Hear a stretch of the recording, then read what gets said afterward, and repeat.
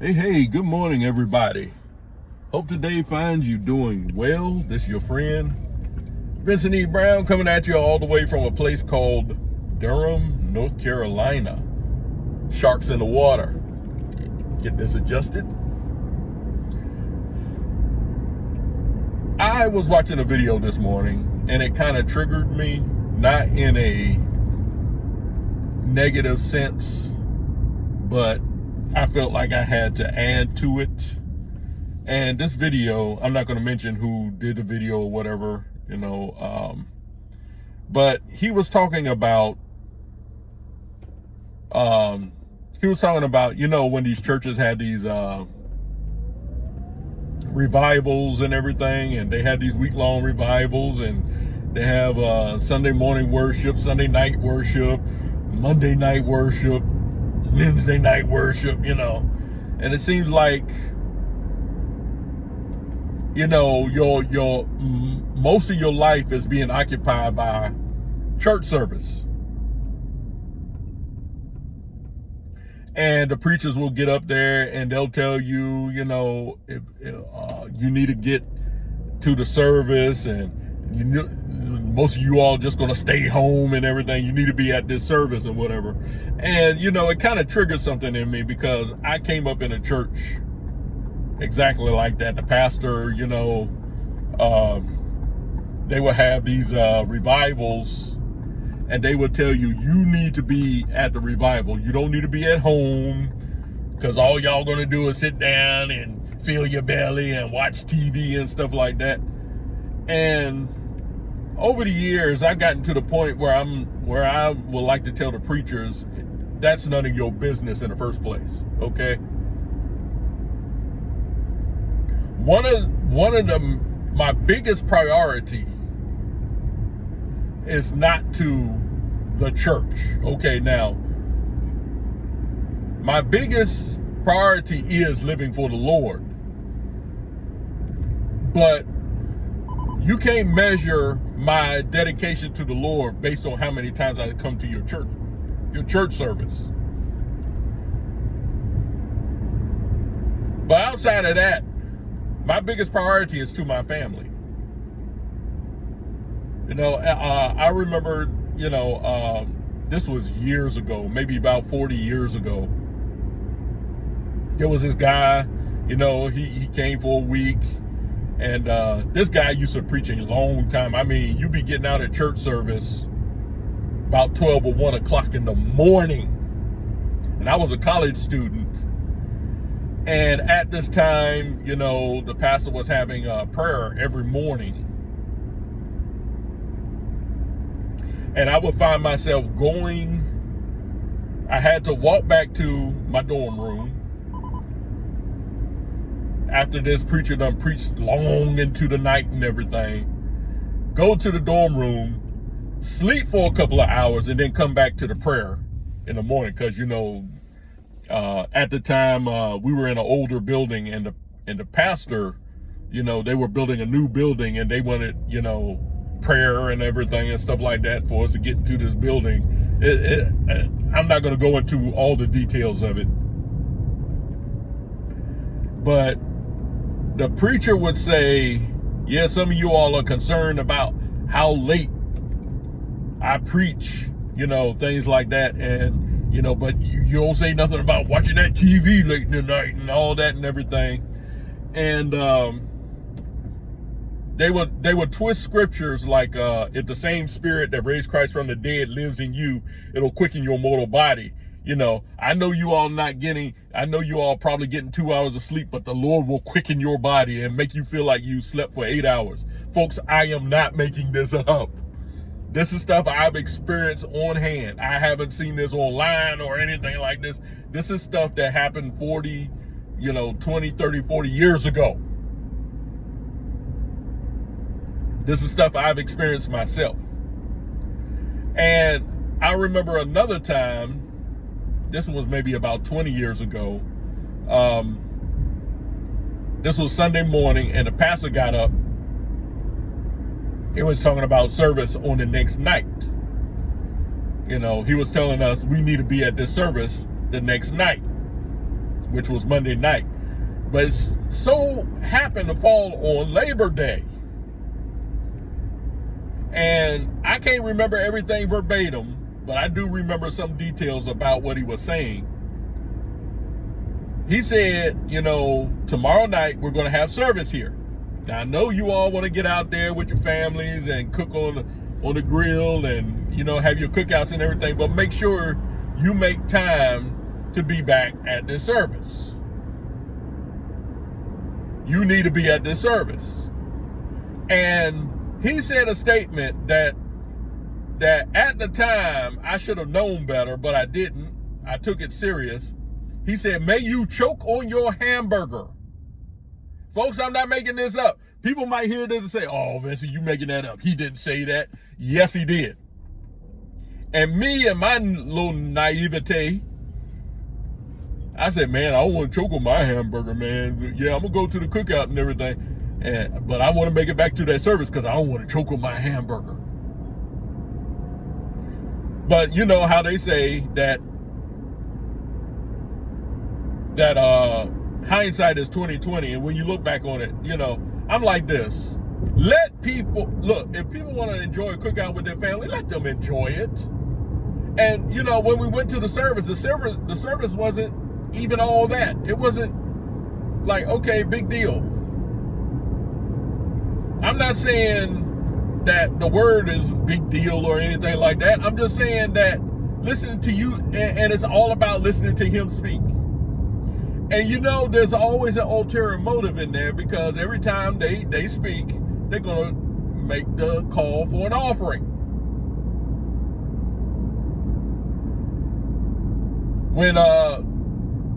When New Year's Eve comes around, they tell you you need to be in service on New Year's Eve because, you know, we want to enter the new year the right way.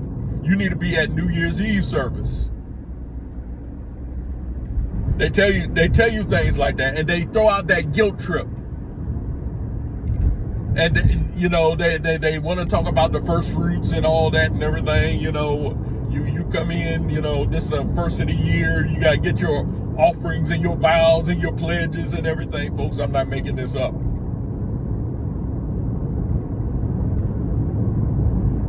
And when my eyes were open to all this, you know, at first I started feeling kind of, you know, a twinge of guilt because, you know, I started to hold back. I stopped going to service every night that the doors are open. That's what they'll tell you. Every time the doors of the church are open, you need to be in this service. Now, what about me? Suppose I'm at work and the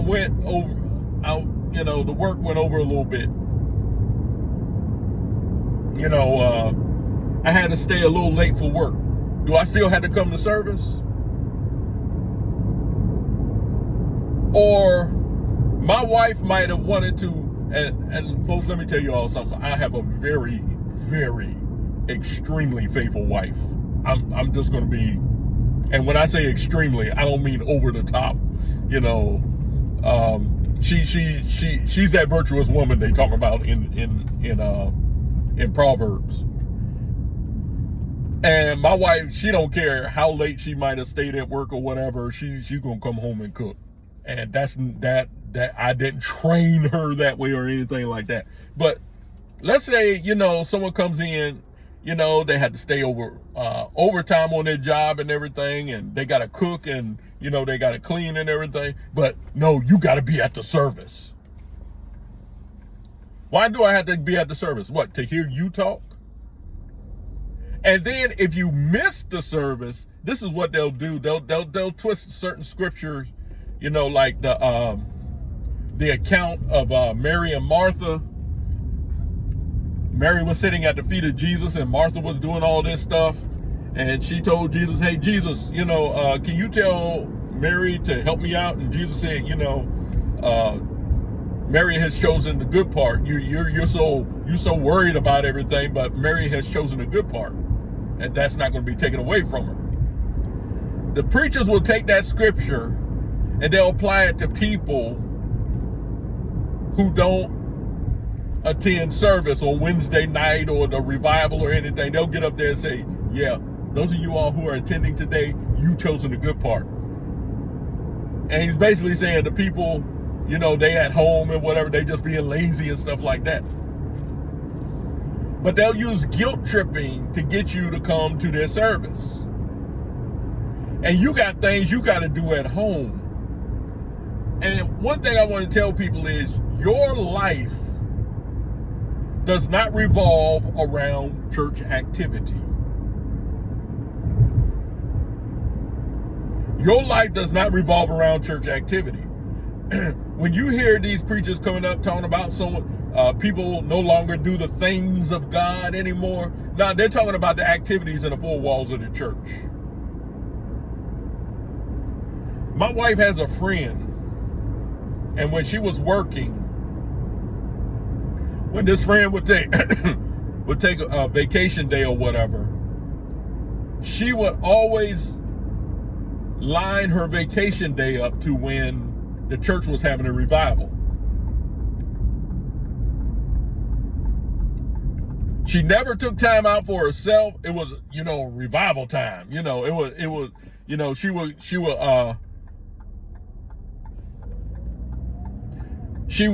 would take that time to go to the revival. Why don't you take that time for yourself? Sit at home. Enjoy life. Read a book or something like that. Take some rest. But the church, a lot of these churches, they don't think you deserve rest because they think, hey, I got a revival. You need to be here. You need to be here every night of the revival. And then if you, might miss a night or so of the revival, and you do happen to come in on a certain day,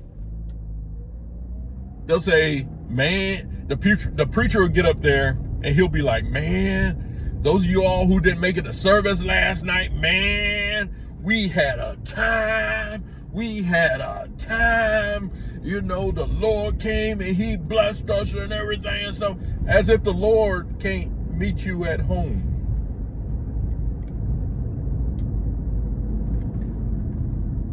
As if, oh, we had a time, man. We had a time last night. You really missed it. Miss what? You saying I miss God? I can meet God anywhere I go. I can meet God on the job. I can meet God while I'm taking exercise at the local park. I can meet God when I'm taking a shower. What do you mean? If God has something for me specifically, he can meet me right where I'm at. And I'm not saying that, as if I'm demanding God do this and everything. Nah, that's not what I'm saying. God is everywhere, folks. God is everywhere. He can meet us where we are at. And I listened to this brother this morning talking about it. I said, dude, if you ain't walking, this triggered a lot in me because, a lot of our churches,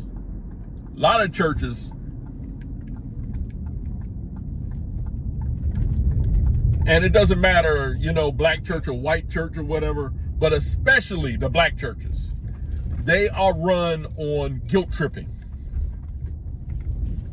They love to guilt trip. And these same preachers will tell you, watch out for the spirit of witchcraft, but they are working witchcraft themselves with the guilt tripping. Oh, you shouldn't plan anything for Sunday morning. You shouldn't plan trips for Sunday morning and things like that. They'll tell you things like, oh, the church needs some money. The church needs some money. So you need to, I know some of you all got vacations planned and whatever, but you need to cancel that vacation and take the money you would have used on that vacation and give it to the church. They'll even tell you things like, if you died, and you leave an inheritance, a lot of that inheritance should come to the church. This is what they'll tell you.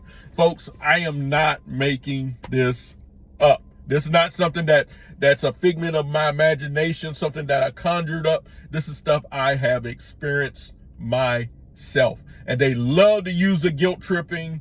You know, they'll tell you things like, if you know, on Sunday morning, you know, and they come out with a special offering or something, special offering, and they'll tell you, oh, you ain't doing nothing but going to you ain't doing nothing but going to the restaurant. Why don't you skip going to the restaurant and use that money and give it to and put it in an offering? That's guilt tripping. It's a form of witchcraft. And a lot of us have fallen for it. I fell for it. But, you know, when my eyes were open, I'm like, no, you can't guilt trip me into this. This is my money. Okay, I planned this vacation. I'm going on vacation. Well, we having a revival next week, and you're taking your vacation during the revival, you doggone Skippy. Because I planned this vacation, and you come up with this, oh, we got a special revival, got a special speaker coming in. Okay, well then,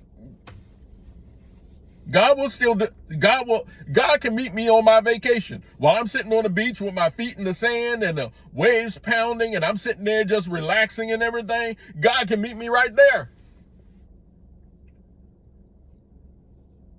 My spirit's always open to God, you know, no matter where I'm at.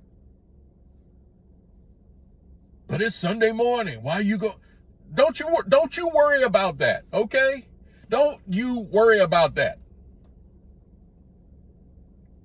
If you're going to go up there and preach and whatever, you do your thing. And I would like to say to some of these pastors, some of you all need to get some rest. Because you all think, oh, every Sunday, you know, I got to be there. I got to do this and that. Some of y'all need to sit down somewhere. Y'all really do.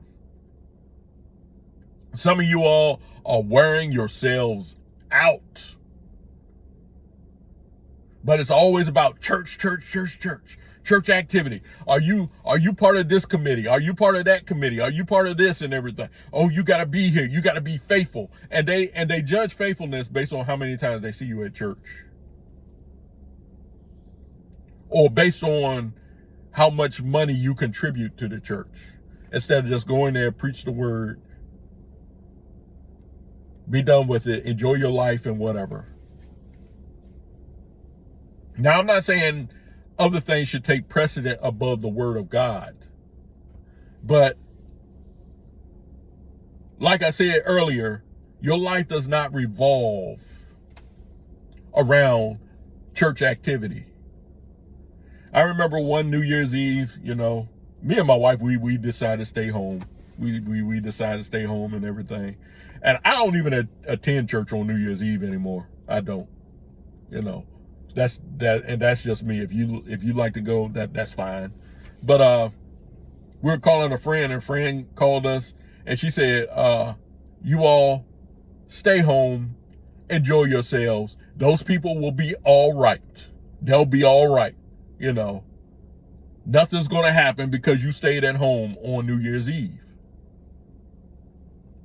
And a lot of guilt tripping goes on New Year's Eve, because that's when they think that the bulk of the money for the year is supposed to come in, you know.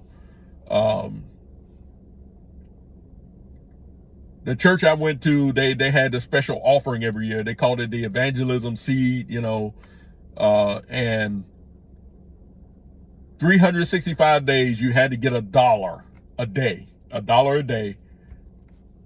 And they would tell you, you know, you can get $1 a day. Ask somebody for it. You can get $1 a day.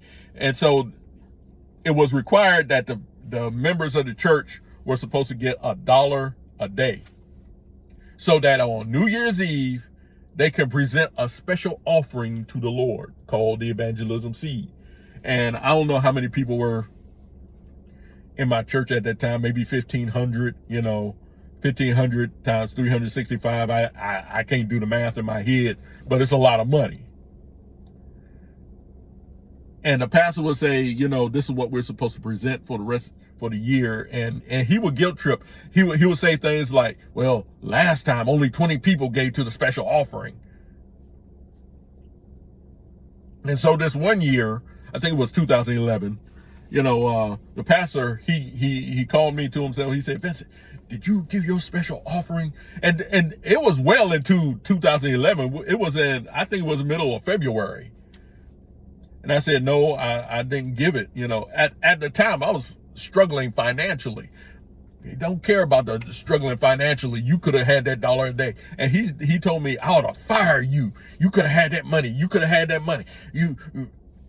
And I told him, I said, okay, I'll get the money and everything. And so while I'm getting the money, I'm looking at that money and I'm looking at my bills. I'm looking at that money. I'm looking at those bills. And I said, you know what? This money is not going to do me anything giving it to the church. They like to tell you if you're faithful in your finances to the church, God will see that you want for nothing. But people were still struggling. And I told myself, I said, nah, And ever since 2011, no one can get in the pulpit and guilt trip me over giving some money to the church. And I'm not saying you shouldn't give money to the church. I'm not saying that. If you feel in your heart to give, money to the church, hey, go ahead, knock yourself out. But no one should be manipulating you into doing so or guilt tripping you. And see, that's my point when I say this, your life doesn't revolve around the activities of the church. Look, you might be tired. You might have had a rough day at work. But the preachers will tell you,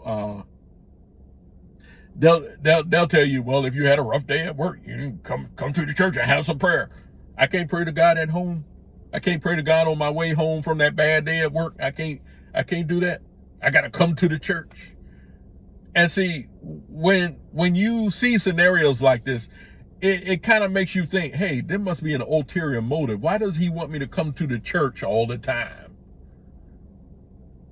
Why can't I enjoy my life? I can still read the Bible. I can still pray to God. I don't have to be at the church for that. I'm not saying not go to church. The Bible says, forsake not the assembling of yourselves together. Okay? And I understand that. But every single time someone made a joke and they asked the pastor, said, what day is it okay for me to come to church? And the preacher said, every day that ends in a Y. And if the preachers would have their way, you'd be in church every single day. Folks, you got a life outside of that church. Your life doesn't center around listening to what your preacher is saying. Okay? He has a purpose to preach the word, but it's not about him. It's about Jesus, and Jesus can meet you anywhere. Right now, I'm in the parking lot of my job. Jesus can meet me here. He's here. And if Jesus has a message to give me, the Holy Spirit, the Father, if they have any message to give me, they can meet me right where I'm at. Why does the church have to be the conduit for hearing from God? And I just saw that video this morning. It kind of triggered me, and I had to admit, that dude was right. Every time you look up, oh, you got to be at this service. Yeah, but I got to go to work in the morning. Oh, yeah, but you'll be at home watching that TV. Look, it's none of your business what I do at home. It's none of your business. If I'm at home watching TV, okay, well, I'm at home. My wife done cooked me dinner. I'm going to eat my dinner. I'm not going to sit there and wolf the food down and say, oh, we got to hurry up because, we got to be at service. But anyway, you all, I hope you all understand what I'm trying to say here. I'm not trying to tell people they shouldn't go to church or whatever. And if you feel like you want to go to a service every night, that's up to you. But no one should be guilt tripping or manipulating you to do so. Go ahead and schedule your revivals or whatever, but don't guilt trip people to be there. If you can be there, you can be there. If you can't, you can't. Okay. People have families to take care of. They got bills to pay. And they don't need you belly aching and beating them over the head with scriptures to get them to attend your service.